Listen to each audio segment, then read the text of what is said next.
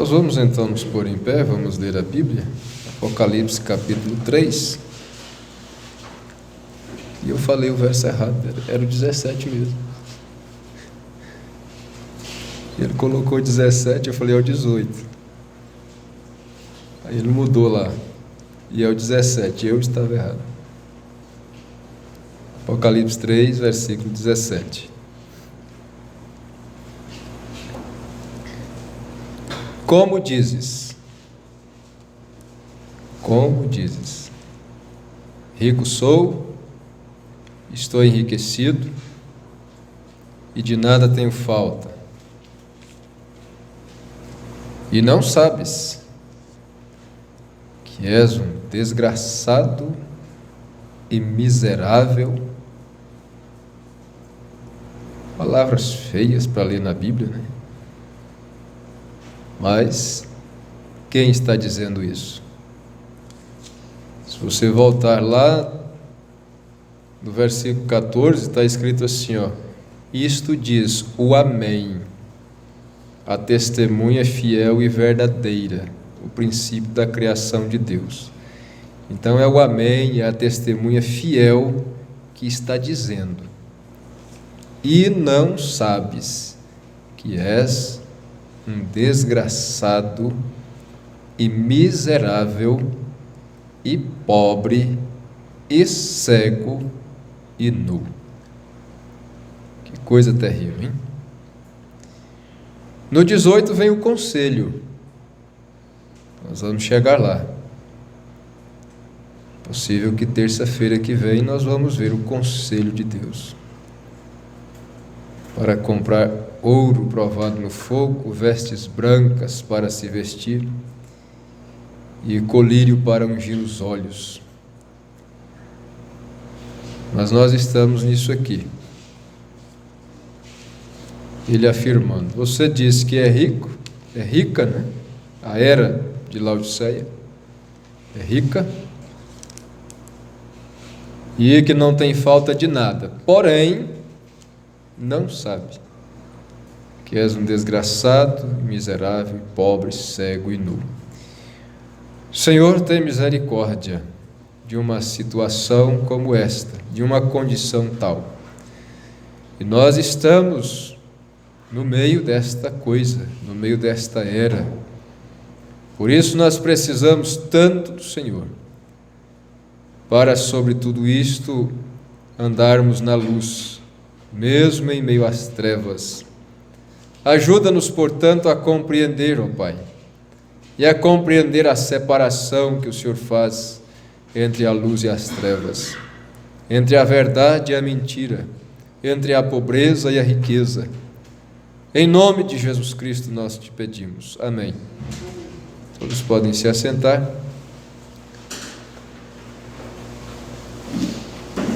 Nós estamos estudando as eras da igreja. Para vocês que não estão familiarizados, esse é um estudo das eras da igreja. Agora, o que são eras da igreja? O que são eras da igreja? Deixe-me passar isso bem rápido para vocês começarem a compreender, né? Deus sempre trabalhou com dispensações, tempos e estações pré-determinados. Nota que quando ele fez a promessa a Abraão, da terra, aquela terra boa, mas ele estabeleceu um tempo, ele disse: mas você não vai tomar posse, é a tua semente que vai tomar posse, a tua descendência. Mas primeiro eles vão peregrinar e vão ser escravos e ser afligidos em terra estranha por 400 anos. E assim foi. Deus estabelece tempos para as coisas. No livro de Daniel nós encontramos que Daniel estava orando e veio um anjo e disse: eu fui enviado para te fazer entender. 70 semanas estão determinadas sobre o teu povo. 7 semanas e 62 semanas, que dá 69, 7, 62, 69.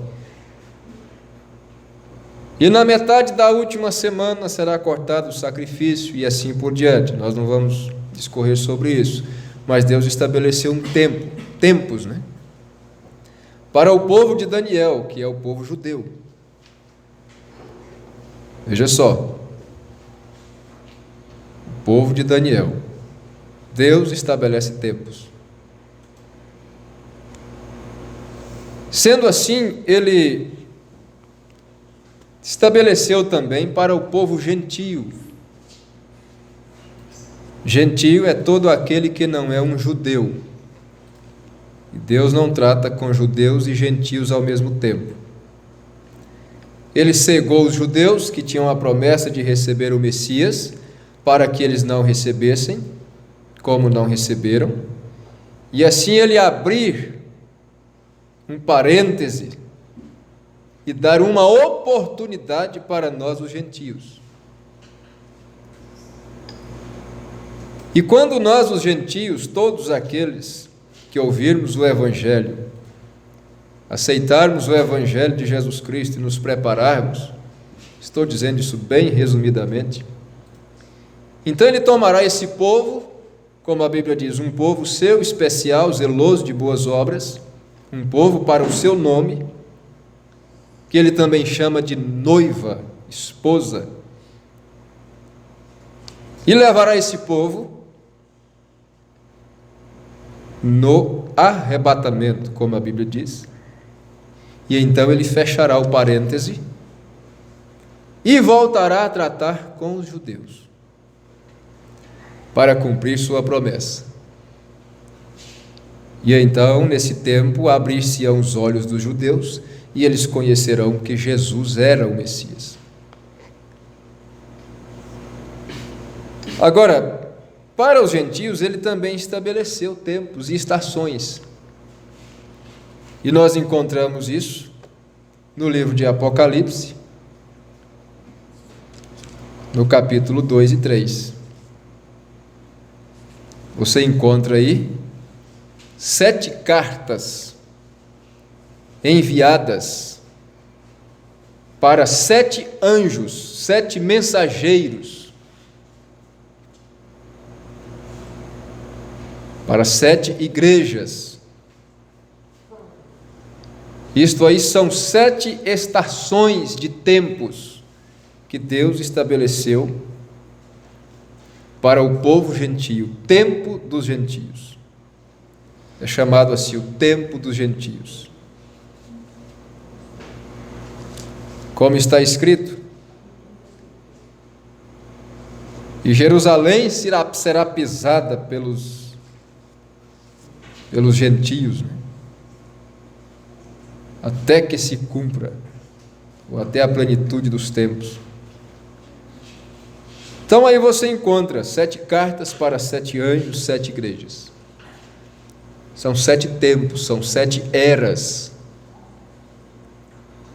E aí nós temos a era de Éfeso. Esse gráfico aqui mostra. Olha lá, né? Ali está um gráfico mostrando estes 7 tempos, estas 7 eras. Como é que você sabe disso? Essas datas aí, ó. A primeira era durou do ano 53 até o 170. A segunda, do ano 170 até o 312, e o seu mensageiro era Irineu. A terceira, e assim por diante, cada uma delas ali com seus anjos, né? Como a Bíblia diz, ao anjo da igreja que está em Éfeso. Um anjo é um mensageiro. Existem anjos celestiais e anjos terrenos. O anjo celestial, o anjo Gabriel desceu, falou com Maria, falou com Daniel. Mas o anjo terreno, chamado Paulo, pregou para os gentios. Ele disse na carta aos Gálatas: vós me recebestes como um anjo de Deus. Veja só, então há anjos celestiais e anjos terrenos. Anjos terrenos são homens com ministérios da palavra dados por Deus, enviado às pessoas. Então ali estão 7. Mas como é que você sabe? Está escrito no livro de Apocalipse mesmo, no capítulo 10, no versículo 7, que nos dias da voz do 7º anjo, ou seja, o mensageiro para a 7ª era da igreja, quando ele aparecesse pregando sua mensagem, então todos os mistérios de Deus seriam revelados, esclarecidos, cumpridos. E como Deus cumpre todas as promessas da Bíblia, esse anjo apareceu, um profeta, mensageiro, revelando os mistérios da Bíblia, do qual o mundo e as religiões nada sabem. Eles leem isto aqui e faz suas próprias interpretações de forma aleatória, e interpretam, de forma pessoal para as pessoas. Porém, isto tem um significado real, concreto, estabelecido por Deus para a sua igreja de uma forma total. E esse anjo apareceu, esse mensageiro, e na sua mensagem ele veio esclarecendo e veio mostrando para nós, por revelação divina, combinando com as Escrituras, porque o primeiro anjo, que foi Paulo, o apóstolo São Paulo, para a era de Éfeso, ele disse assim: ainda que um anjo desça do céu e vos anuncie outro evangelho, além deste que já vos tenho anunciado, seja anátema. Isto quer dizer maldição. Não quer dizer só falso, não, quer dizer maldição. Evangelho de maldição. Então veja, por revelação divina, combinando com as Escrituras, ele pôde pegar a história da igreja, juntar com a Bíblia e identificar cada período, cada era, o início e o fim de cada uma delas. E nós temos isso em forma de livro. Isso foi pregado, gravado em fita, e hoje nós temos de forma impressa, cada uma delas, com seus significados, com suas mensagens. E nós começamos a estudar aqui, bem devagar assim, na igreja. Deixa-me ver aqui se eu descubro isso. Nós começamos em 2017.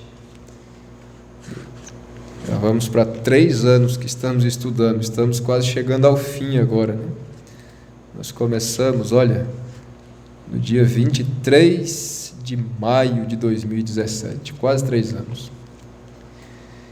E agora nós estamos discorrendo, vendo sobre a última era, a era de Laodiceia.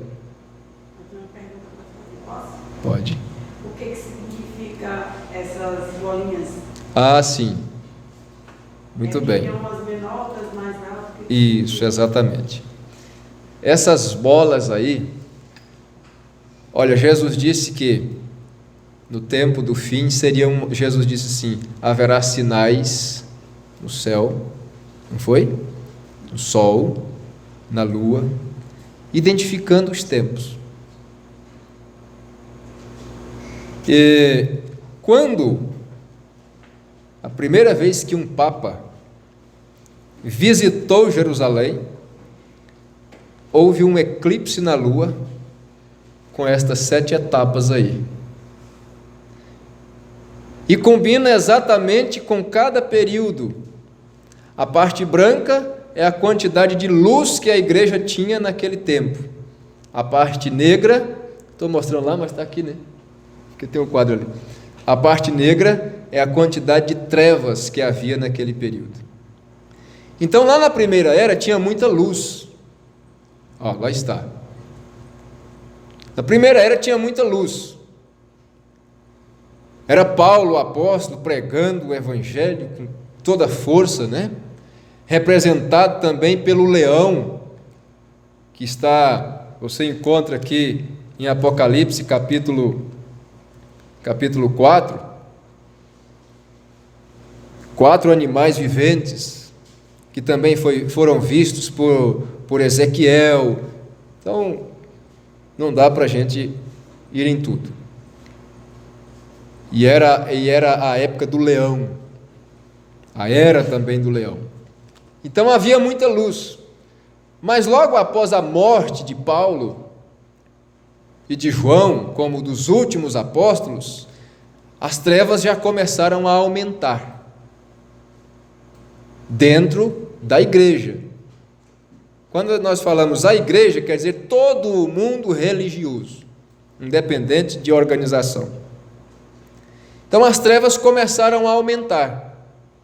Algumas obras más, que alguns falsos já começavam a praticar na primeira era, cresceram na segunda, e na terceira elas viraram doutrina. Por isso certas coisas são muito perigosas. Elas começam como uma coisa simples, e com o passar dos anos elas viram doutrina. O profeta diz: você diga uma mentira e continue dizendo aquela mesma mentira, vai indo, ela passa a ser recebida como verdade. Uma vez uma pessoa disse para mim, de uma sobrinha dela, disse: aquela menina mente tanto, que a gente, sabendo que é mentira, acaba acreditando, de tanto que ela insiste na mentira dela. E é assim. E então foi crescendo, ao ponto que naquela terceira era lá, eles já estavam matando os cristãos. Já estavam matando mesmo, certo? Ali naquele período ali, por volta do ano 310 ali, houve um imperador romano que se fingiu de cristão e misturou com os crentes, e começou a misturar o paganismo romano com a fé cristã. Então começou a dar nomes dos seus deuses pagãos para aqueles crentes mais influentes que já tinham morrido, chamados de santo. E começou a criar coisas como o nascimento de Jesus em 25 de dezembro, e Natal, e essa coisa toda, tudo isso paganismo. 25 de dezembro era adoração a Baal, o Deus Sol. Então misturou, a gente mistura, né? Então nós dizemos que estamos comemorando o nascimento de Jesus, mas na verdade está comemorando o nascimento do Deus Sol, de Baal, que é o próprio diabo. Então tudo isso, e isso foi escurecendo a fé, e o nível das trevas foram aumentando. E com isso alguns aderiram, aqueles que não aderiram passaram a ser perseguidos, mortos, até ao ponto que praticamente foram extintos da terra os verdadeiros cristãos. E chega lá naquela quarta era lá, a era negra, e a mais longa de todas elas. Quando os dias longos são. Por que a escura é a mais longa? Lá do ano 606 a 1520. Terrível. Acabou-se. O catolicismo tomou conta de tudo. E começou então eles passaram a vender. Se você ler lá no capítulo 8 de Apocalipse, ali a abertura dos 7 selos, você vai encontrar que nesse tempo, lá na abertura do 3º selo, lá diz assim, uma medida de trigo por 1 dinheiro, 3 medidas de cevada por 1 dinheiro, e não danifiques o azeite e o vinho. Está falando desse tempo, porque a igreja estava vendendo tudo para as pessoas, vendendo salvação, e as pessoas tinham que dar dinheiro, pagar a penitência, isto e aquilo, e aquilo, e aquilo mais, está tudo ali. Tudo era medido, pesado, vendido. A Bíblia ninguém podia ter, certo?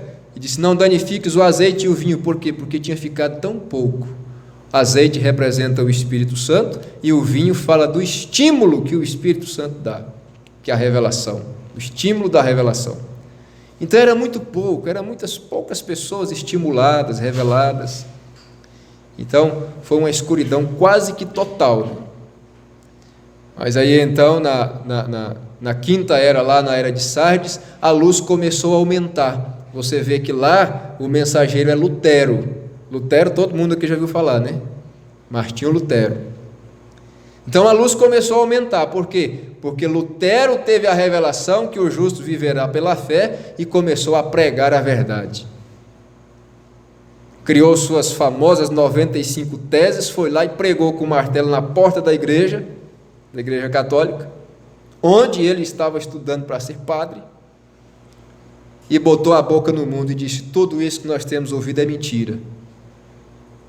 E começou a espalhar. Então começou a aumentar a luz de novo. A luz começou a aumentar. Então aumentou um pouquinho a luz. E então logo em seguida veio a era de Filadélfia, onde você encontra lá, aqui no capítulo 3, a partir do versículo 7, você vai encontrar Cristo dizendo assim, eis que diante de ti pus uma porta aberta. Então tudo bem, as pessoas pregam, né? E profetizam para as pessoas: o Senhor está dizendo, eis que diante de ti pus uma porta aberta e tal, e prega prosperidade e tudo mais, com esse negócio de porta aberta, endereçando diretamente para as pessoas assim, tudo bem. Mas a realidade, essa porta aberta, foi a porta que Deus abriu para a verdade do Evangelho, através de um homem chamado João Wesley, que depois de ter crido na justificação pela fé, como Lutero pregou, ele viu na Bíblia também que era necessário a santificação, como está escrito, sem a qual ninguém verá o Senhor. Então começou a expandir a luz, expandiu mais a luz, e foi a era em que mais houve missionários enviados pela terra.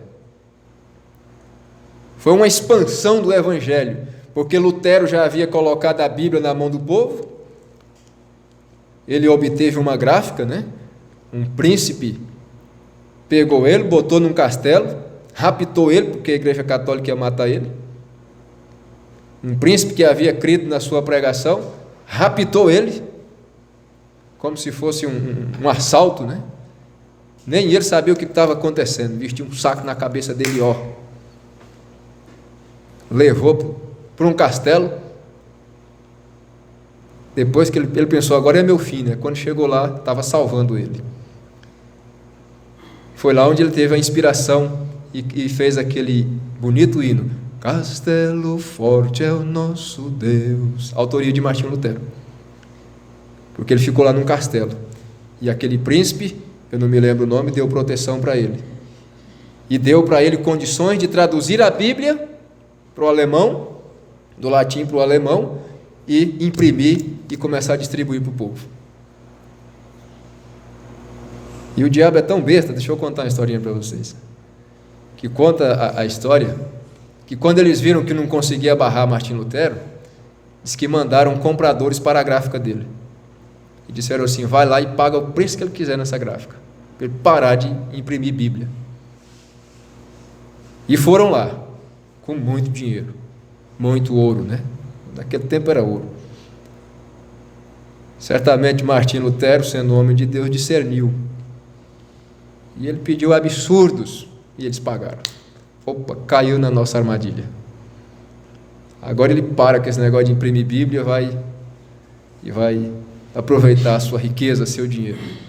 Com aquele dinheiro ele montou uma muito maior e distribuiu muito mais Bíblia. Aí foi que ele expandiu a mesma coisa. Se você voltar lá em Apocalipse 8, nos selos, você vai encontrar ali, e Apocalipse 4, dos 4 animais, que era primeiro um leão, depois um boi, depois um homem, depois uma águia voando. Nesse tempo era o espírito representado pelo homem, quer dizer, sabedoria, inteligência, e Martinho Lutero teve inteligência. Então é isso, a luz e as trevas, em cada época. Agora, quando chega na última, então João Wesley aproveitou isso, essa expansão aí de Martim Lutero, e enviou missionários por toda a terra, e o evangelho se expandiu, e dali saiu muitos evangelistas, e dali explodiu o movimento pentecostal, esses grandes pregadores, até chegar Billy Graham, Oral Roberts e tantos outros, né, Finney, Knox, Dwight Moody e tantos deles. E depois chega na última era, escurece tudo de novo. Cadê aquela imagem lá da lua? Está aí? Se você observar lá, aquela que ele tinha colocado, lá só tem 6, ó. Só tem 6 fotos da lua. Por que só 6? Porque o último estágio escureceu tudo, não deu para ver nada. Então, isso está representado nos céus. Tudo que Deus faz na terra, Ele representa nos céus. Deus escreveu 3 Bíblias. A primeira Ele escreveu no céu, o zodíaco. A segunda Ele escreveu nas pirâmides. E a terceira está escrita em papel. 3 Bíblias. E elas não são diferentes umas das outras. Então, na 7ª era da igreja, escureceu tudo. Agora, nesse gráfico aqui, nesse outro, tem a 7. Ele está ali só para mostrar que existe a 7ª era, né? E aquela luzinha ali, na última era, na verdade, ela não existe. É tudo trevas. Aquela luz ali, ela é apenas um reflexo da luz que está do lado de fora da era. Porque se você ler aqui, nesta carta para a era da igreja, quando nós chegarmos no versículo 20, você vai ver que Jesus, que é a luz, está do lado de fora. Ele diz assim: eis que estou à porta e bato. Então, pregadores, evangelistas pregam e emocionam o povo, dizendo: Jesus está batendo na porta do seu coração. Mas não é bem isso, não. Faz-se uma aplicação, tudo bem, mas não é bem isso.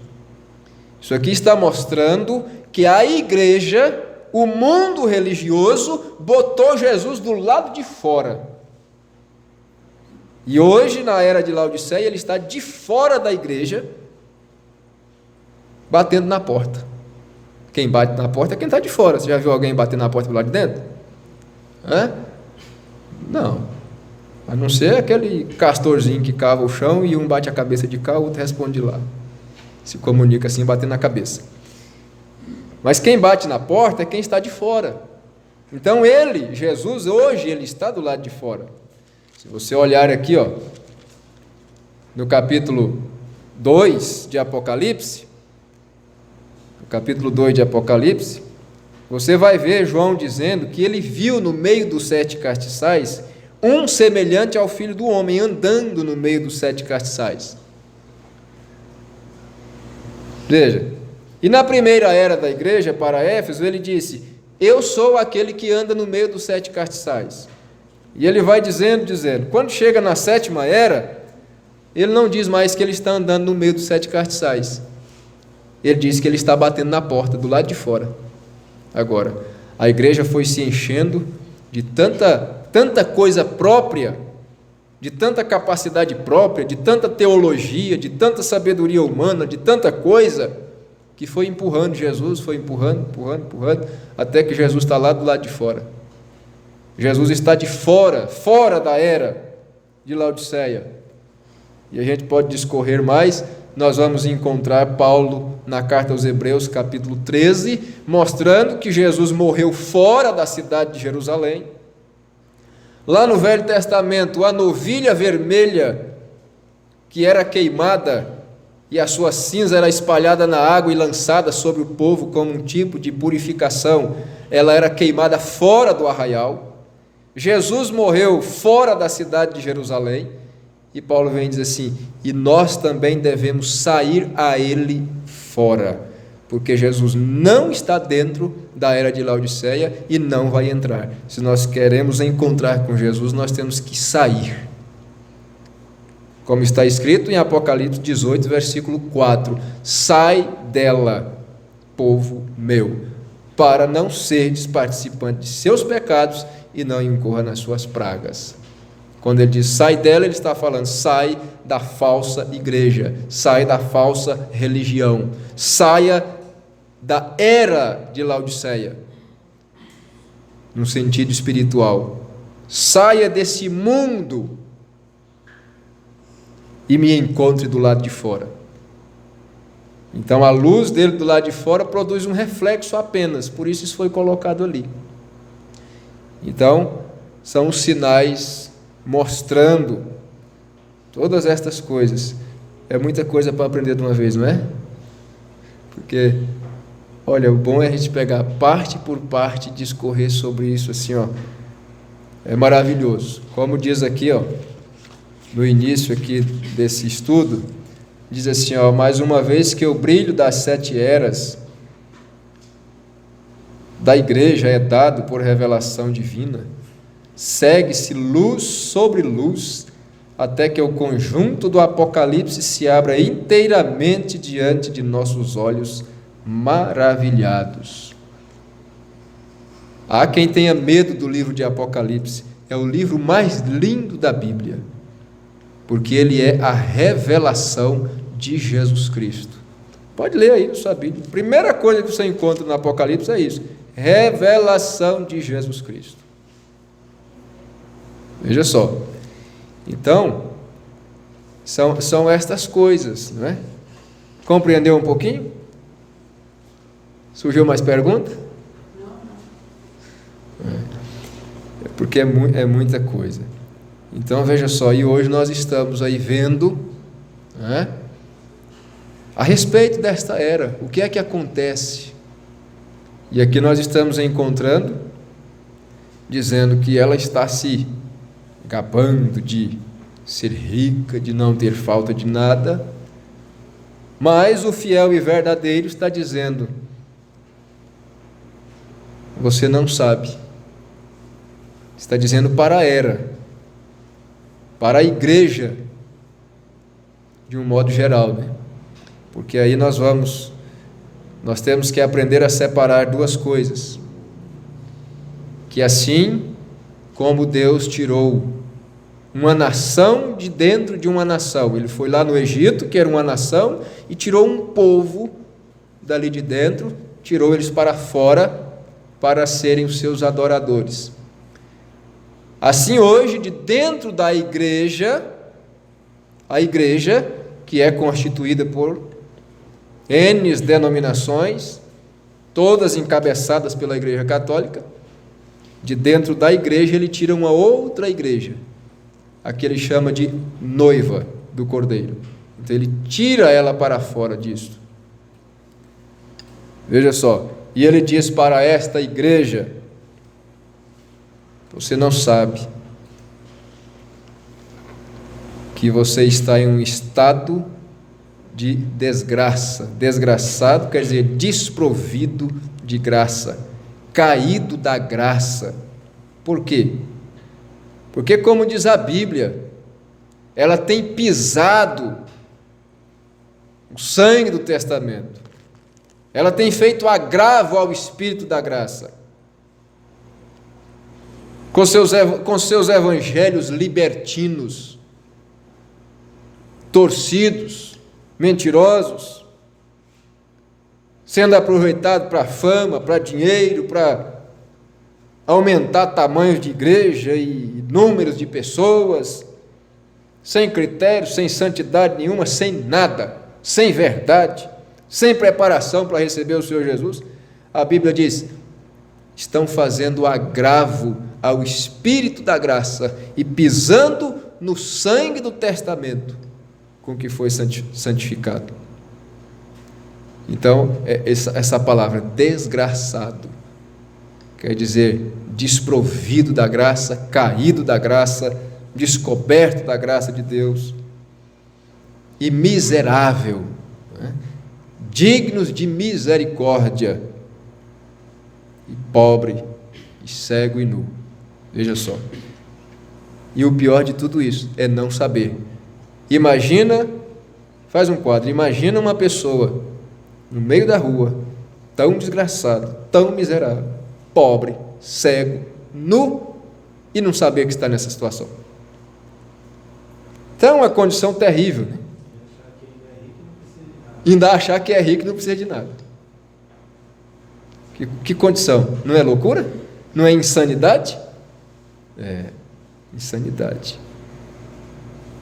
Veja só. Então é isso que nós estamos vendo. Nós estamos aqui na página 313, parágrafo 109, aqui nesse livro. E ele diz assim: depois de toda essa conversa acerca da glossolalia, glossolalia é a suposta capacidade de falar numa língua desconhecida. O povo gosta muito disso, né? Faz muita confusão com essa questão de dons de línguas estranhas. É um dom? É bíblico? É. Porém, todavia, não como as pessoas o fazem, né? O primeiro dom de línguas estranhas foi em Atos capítulo 2. E lá, todos que ouviram eles falando em língua, entendiam o que eles estavam falando em suas próprias línguas. Começa por aí. As pessoas que chegaram de fora disseram: não são todos estes galileus? Como nós entendemos cada um falando em nossa própria língua? E lá tinha cretenses, espartanos e hispanos e toda sorte. E todos eles entenderam. Então começa por aí. Então se ensina um dom de línguas estranhas, onde todo mundo tagarela, ninguém sabe o que ninguém falou, e ficou por isso mesmo, e diz que é Deus que está, diz que é o Espírito Santo que está fazendo isso. Em Atos capítulo 2 não foi assim. Quando o Espírito Santo desceu, eles falaram e cada pessoa de uma língua diferente entendeu em sua própria língua o que é que eles estavam dizendo. Então começa por aí, né? E aí vai mais, você vai para 1 Coríntios capítulo 12, e Paulo dizendo ali: se alguém falar em língua estranha, fale muito, 2 ou 3. Aí você encontra uma congregação inteirinha, todo mundo gritando em línguas estranhas. E é sempre repetida, cada um fala a mesma coisa toda vez. É como se praticassem, né? Você já ouviu esses pregadores famosos que pregam e falam em línguas estranhas nas suas pregações? Pega todas as pregações deles e veja se eles não falam a mesma coisa, não repetem a mesma coisa todas as vezes. A mesma coisa. E ninguém sabe o que é. Não edificou nada nem ninguém, não ensinou nada, não fez nada. Serviu para nada. Mas a Bíblia diz: fale 2, quando muito 3, cada um por sua vez. Cada um por sua vez, não é 2 falando ao mesmo tempo, não. Que um fale e o outro espera, depois fala. E que haja intérprete. Se não houver intérprete, cale-se. Paulo disse assim: eu prefiro falar 5 palavras no meu conhecimento do que 10.000 sem entendimento. Ele diz: porque se você ora em línguas estranhas, você ora bem, mas que edificação tem para aquele que te ouve? Veja só. Então é muita confusão, é muitas trevas no meio da igreja, porque confusão é trevas. Veja, então depois de toda essa conversa aí, e supõe-se ser a evidência do batismo do Espírito Santo. Diz: falou em línguas, recebeu o batismo do Espírito Santo. Continua fofocando, continua brigando como serra circular, continua comprando, não pagando, continua mentindo, prostituindo, continua fazendo as mesmas coisas. Aí falou em língua, tem o Espírito Santo. Que maravilha, não? Que doce. Não. Espera aí. O Espírito Santo traz a vida de Cristo para dentro da pessoa. Veja só. E veja, e as pessoas pensam que estamos no meio de um grande avivamento. É aí onde estão dizendo. Está dizendo que é rico e não tem necessidade de nada. Você tenta pregar a Bíblia para as pessoas hoje, elas dizem: eu sou crente, eu sou evangélico, né? Hoje não é nem crente mais. Lá no princípio, Lá no livro de Atos, eles eram chamados de cristãos. E em Antioquia foram pela primeira vez chamados cristãos. Por quê? Porque se pareciam com Cristo. Faziam as obras de Cristo. Depois mudaram para crente, depois mudou para evangélico. Não tem mais nada a ver com cristão. Veja só. Ninguém quer se chamar de cristão. Evangélico quer, mas cristão não. Porque não combina, né? Com a forma de vida, com seus desejos, seus prazeres. Veja, então, o avivamento acabou. A América teve sua última chance em 1957. 1957. Se eu não me engano, foi o movimento da Rua Azusa. Começou no meio dos negros, que eram segregados. Agora as línguas são um sinal de Deus. Sabe de quê? De iminente desastre. Assim como foram quando apareceram sobre a parede no banquete de Belsazar. Livro de Daniel, qual que é o capítulo lá? 2, 3. E uma mão apareceu e escreveu na parede uma língua que ninguém sabia ler. Até que chamaram Daniel, que era profeta, veio e interpretou. E o sinal era de quê? De um iminente juízo, desastre que já estava caindo sobre a Babilônia. E ele disse: o teu reino vai ser tirado de ti, rei. Porque você pegou as coisas santas de Deus e misturou com as suas imundícies. O rei Belsazar havia pegado as coisas do templo e levado para as suas festas, para beber nas taças do templo e tudo mais. Mistura das coisas santas com as coisas de Deus, exatamente como tem acontecido hoje. Hoje está tudo misturado. Pegam letras da Bíblia, que fala de Deus, mistura com ritmo imundo, tocam uma bateria e uma guitarra que fica... Você ouve de longe assim, você pensa, aquilo é o quê? É o capeta que está cantando lá. Chega lá, está falando em Deus. Misturando as coisas sagradas com as coisas de Deus. As coisas sagradas com as coisas do mundo. Obrigado. Veja só, misturando tudo. A abominação no lugar santo, como Jesus falou em São Mateus capítulo 24, diz: quando vires a abominação da desolação no lugar santo, sabei que o tempo está próximo. Tudo isso é mistura. Eles têm pego as mulheres, colocado sentadas nos púlpitos assim, que a Bíblia diz que não é permitido. Muitas delas vestidas que os homens ficam sentados lá, não sabem o que faz. Estão nos púlpitos. Abominação no lugar santo.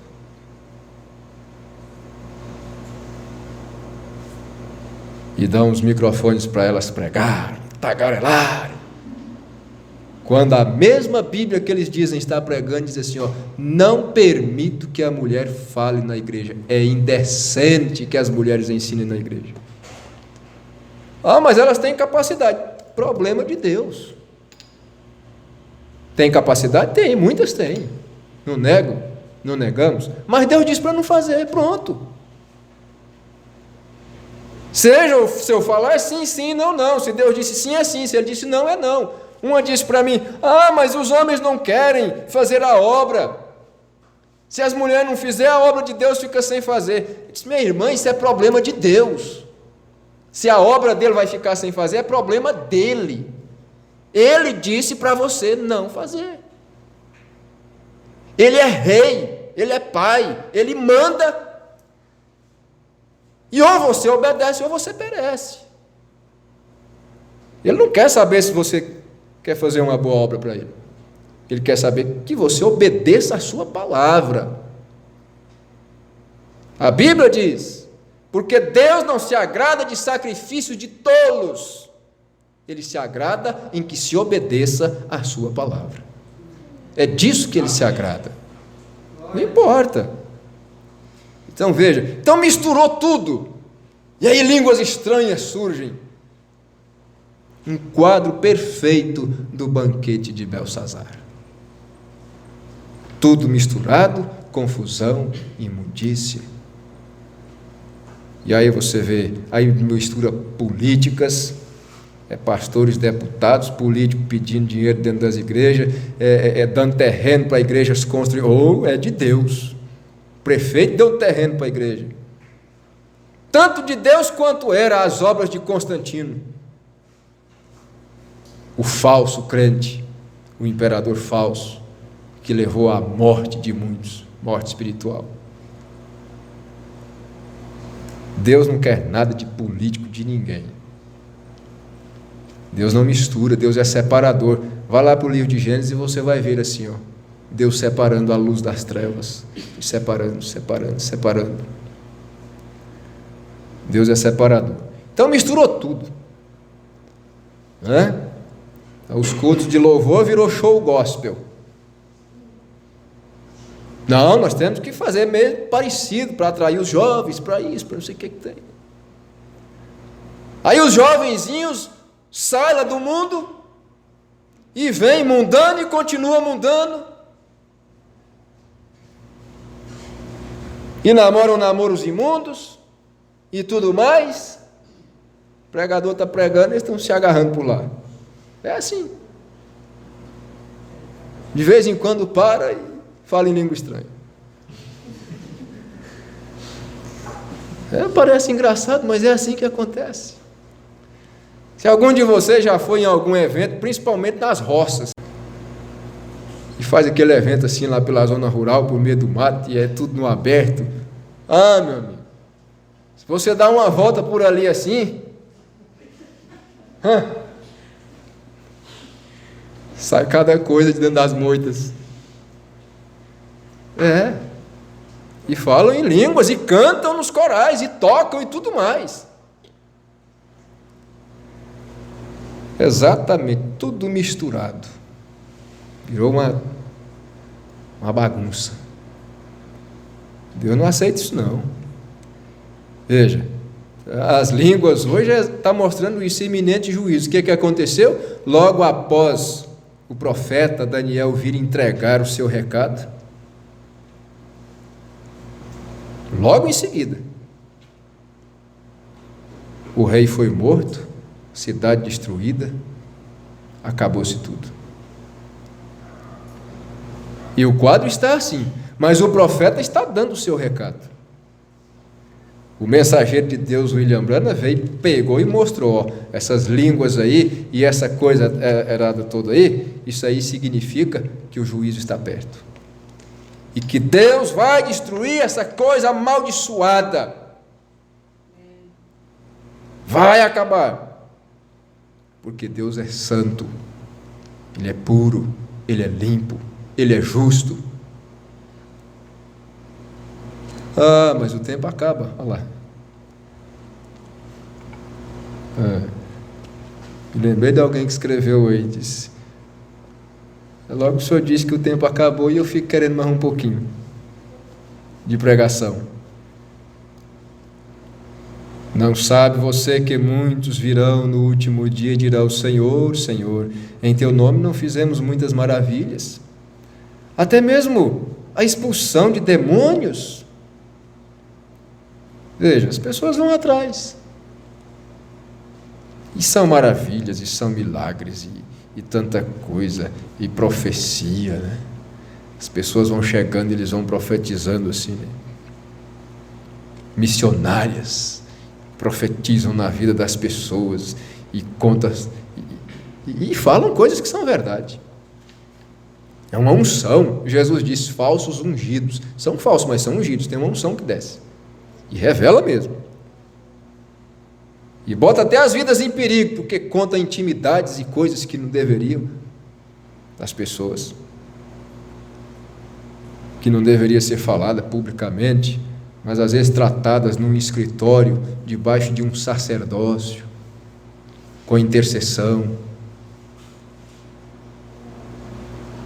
Não sabe você, e muitos virão: Senhor, mas nós fizemos tantas maravilhas. E ele dirá: nunca vos conheci. Apartai-vos de mim, vós que praticais a iniquidade. Sabe o que significa iniquidade? Saber o que não deve fazer e fazer, e saber o que se deve fazer e não fazer. Isso é iniquidade. Então vem, pega a Bíblia, lê de um jeito, vai lá e faz de outro. Vai lá, pega a Bíblia, Atos 2:38. Arrependei-vos cada um de vós e sede batizados em nome de Jesus Cristo para perdão dos pecados e recebereis o dom do Espírito Santo. Pega a pessoa, vai lá no rio e fala assim: eu te batizo em nome do Pai, do Filho e do Espírito Santo para perdão dos pecados. Então para que ler a Bíblia se você vai fazer do jeito que você quer? E quantas coisas mais, né? Esse é só um que eu citei. Não posso ficar citando tudo. A Bíblia diz. Então sabem fazer certo, mas gostam de fazer errado, porque é a era do contra. Se mandasse batizar nos títulos Pai, Filho e Espírito Santo, eles iam lá e usavam o nome de Jesus. Igual dissemos aqui domingo, lá do Maná, né? Não colham para amanhã. Foi lá e colheu para amanhã. Agora colhe para amanhã. Foi lá e não colheu. Na hora de entrar em Canaã, entra lá, sobe o morro e vai lá e vence o inimigo. Não foram, ficaram tremendo com medo. Deus disse: porque vocês não foram, agora volta para o deserto e vão morrer. Peregrinar e até morrer de velho no deserto. Não, agora nós vamos, Senhor. Não vai, porque agora eu não vou abençoar a guerra. Eles foram. É desse jeito. Se diz faz, não faz. Se diz não faz, aí faz. Oh, meu Jesus. Veja, iniquidade. Mateus 7, 22, 23. Deixa eu ir até 9 horas hoje. Jesus disse que eram praticantes de iniquidade. Todavia, é só você conseguir um homem que possa vir e orar pelos enfermos, fazendo surgir azeite e sangue na congregação, fazendo aparecer profecia e todo tipo de sobrenatural, e o povo se ajuntará em torno dele e jurará que ele é do Senhor. Mesmo que ele esteja realmente fazendo da religião um meio desonesto de ganhar dinheiro e vivendo em pecado. A única resposta que eles têm é a resposta absolutamente não bíblica de: bem, ele obtém resultados. A missionária ora e Deus abençoa, então tá bom. Pediu e Deus deu, Balaão também pediu e Deus concedeu. E foi o pior falso profeta da Bíblia. Judas, no seu livro, falou assim: ai deles.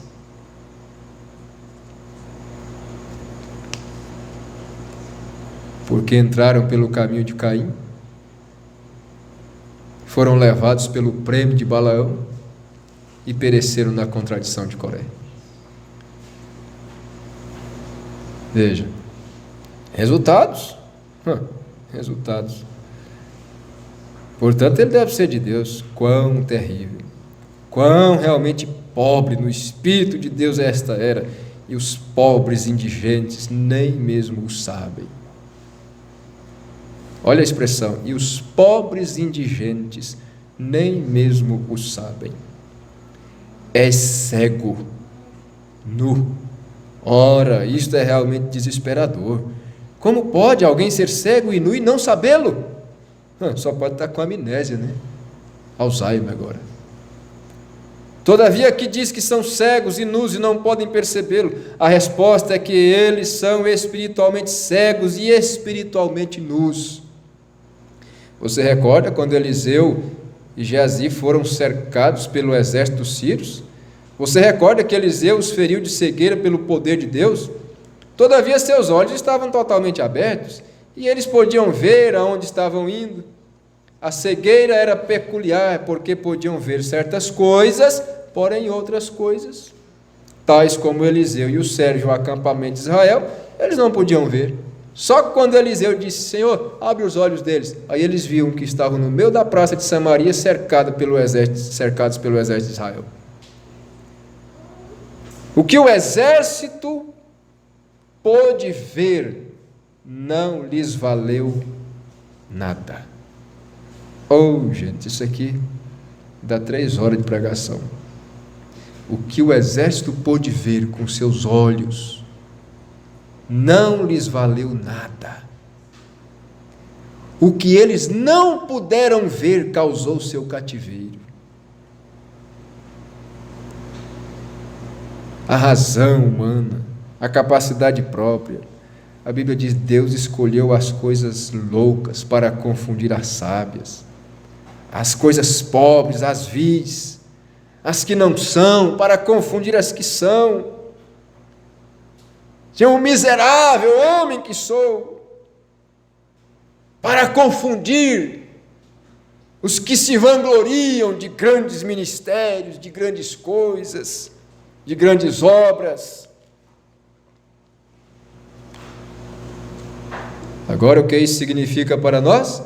Significa exatamente o que significou lá no passado no ministério terreno de Jesus.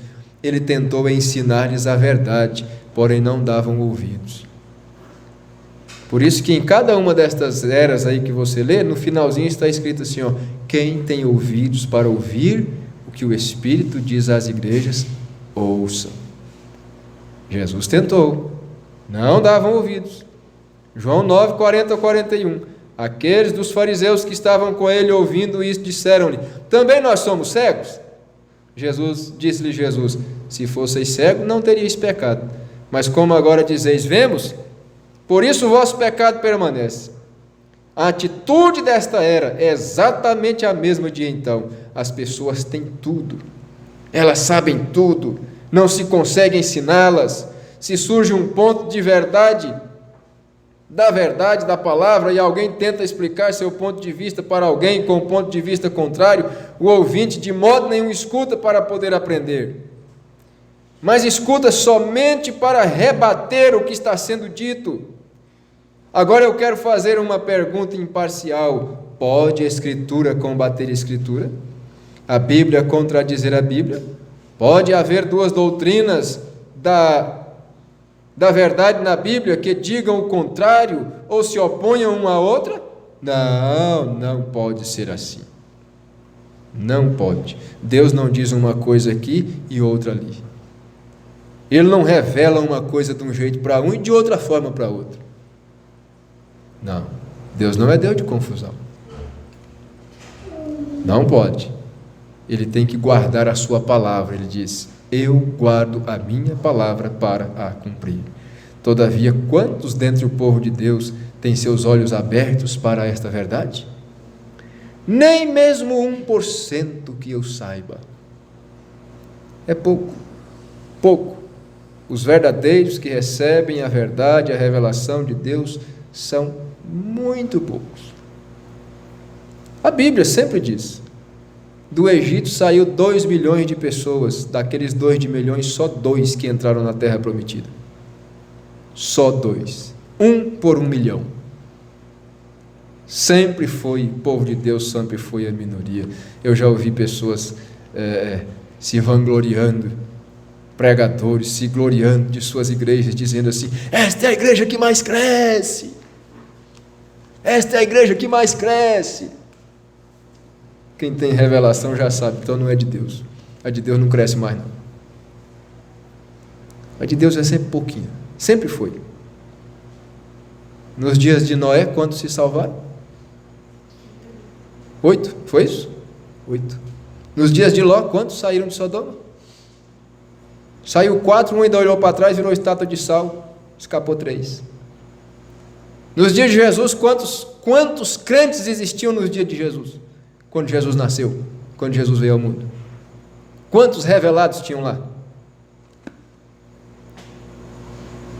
Zacarias e Isabel, José e Maria, Simeão e Ana. 6. E pensa que a terra não estava cheia de gente igual está hoje? Poucos. Mais tarde, Jesus, lá nos seus 30 anos, estava dizendo: estreita é a porta e apertado é o caminho que conduz à vida, e poucos há que a encontrem. Mas larga é a porta, espaçoso o caminho que conduz à perdição, e muitos há que entram por ela. E quando a Bíblia diz há caminhos que ao homem parece ser bom, mas o fim deles são os caminhos da morte, não está falando lá da bebedeira, da cachaça, da prostituição, porque essas coisas não parecem serem boas.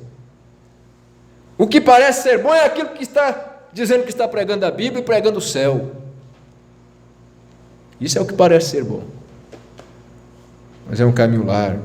E diz, vem, e Jesus só quer seu coração e tudo mais. É verdade, ele só quer o coração. Porque uma vez que ele realmente toma conta do coração, ele toma conta do resto. Porque a Bíblia diz, do coração procede as saídas da vida. Deixa eu chegar num ponto aqui para eu terminar. Terminar não, parar, né? Veja, nem 1% que eu saiba tem aprendido que toda a Escritura é dada por Deus e toda ela é proveitosa para ensinar, redarguir, corrigir, etc. Se toda a Escritura é assim dada, então cada versículo se encaixará, se for dada uma chance. Porém, quantos creem em predestinação para eleição e reprovação para destruição? Não, você prega isso aí, ficam bravos, nervosos. Tanta coisa que está na Bíblia, né? Quando você mostra na Bíblia que Caim não era filho de Adão, ixi, os crentes viram tudo advogado de Caim. Advogado de Caim. E rangem os dentes. Por quê? Porque a serpente não gosta de ser mostrada, esclarecida. Ela não gosta. Quando você mostra que Caim era filho da serpente, a descendência de Caim fica mordendo os dentes por serem revelados. Não, aqueles que não creem darão ouvidos? Não, eles não darão. Todavia ambas estão na palavra, e nada mudará isto. Porém, para aprender acerca disto, e reconciliar a verdade dessas doutrinas com outras verdades, que parecem se opor, mas não se opõem. Eles não gastarão tempo, mas eles tapam seus ouvidos, rangem os dentes e saem perdendo. Porque está profetizado, o primeiro mensageiro lá, Paulo, escreveu e disse assim, porque virá o tempo em que não suportarão a sã doutrina, mas tendo comichão nos ouvidos, amontoarão para si doutores, conforme suas próprias concupiscências. No fim desta era virá um profeta. Então estamos mais do que no fim, porque o profeta já veio e já pregou. Porém, eles estarão cegos para tudo que ele faz e diz. Eles estão tão seguros de que estão certos e em sua cegueira perderão tudo. Esse é o grande perigo. Não tem jeito de continuar. Passei da 9. Meu Deus. Vamos ficar em pé? Vamos agradecer a Deus. Olha, e pode ter certeza de uma coisa: são os cultos que mais libertam, são esses cultos. São os cultos que mais curam, são esses cultos. Por quê? Porque tudo que é das trevas não suporta a pureza da verdade. Nós não precisamos ficar orando tanto para a cura, para a libertação e todo dia e cai no chão. Não. As trevas não permanecem na luz. Olha, a palavra de Deus tem tanto poder que quando você se assenta aí e vai ouvindo, cada demônio que está perto de você começa a se afastar. Vai se afastando. E se você permanece na presença dessa palavra, um dia você estará tão limpo, tão limpa, como a água pura do rio da vida. Porque você se tornará a própria palavra de Deus. Sabe por quê? Porque você é a palavra de Deus. Você foi criado por ela. Aleluia. Grande Deus, ajuda-nos a crer assim, ó Pai, na Tua palavra, na Tua verdade. As nossas almas ficam rejubilantes dentro de nós, ainda que não saibamos expressar. Muitas vezes, se tentarmos sair ali fora e falar alguma coisa, não vamos conseguir, mas algo dentro, lá no interior, simplesmente salta de alegria. Porque é a Tua palavra, porque é a verdade que salva, cura, liberta. Promessa do Senhor Jesus: conhecereis a verdade vos libertará. Pai, nós te agradecemos. Obrigado, Pai. Pedimos ao Senhor abençoar cada um no retorno para casa, dar vida abundante, dar proteção, dar saúde, dar discernimento, sabedoria em suas decisões. Sim, ó Pai, o Senhor prometeu nos abençoar ainda aqui nesta vida, até chegarmos na eternidade, onde não teremos mais problemas, nem lutas e tribulações. E nós cremos nas Tuas promessas. Faze, portanto, Pai, e cumpre na vida de cada um. Nós te suplicamos no nome de Jesus Cristo. Amém. Amém. O Senhor abençoe cada um. Quinta-feira estaremos aqui para oração. Se o quê? O Senhor nos permitir. Amém. Domingo de manhã, domingo à noite, vamos prosseguindo.